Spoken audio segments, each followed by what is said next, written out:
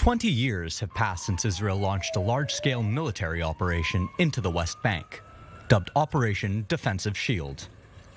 The largest military intervention in the West Bank since the 1967 Six-Day War, aimed at dismantling terrorist networks and infrastructure.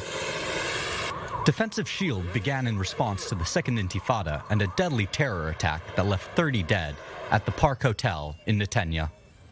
Then Prime Minister Ariel Sharon stated that the mission objectives were to capture terrorists and destroy terrorist infrastructure.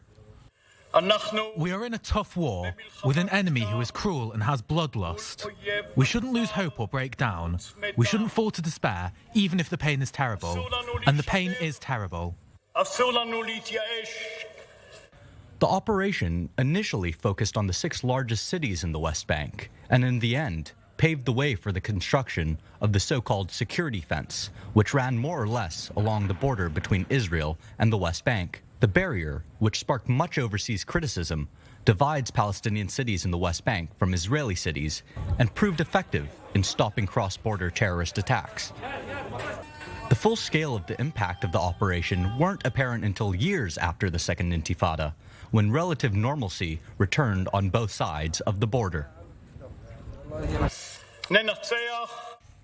I believe that it is possible to win, and with victory, peace will come to Israel.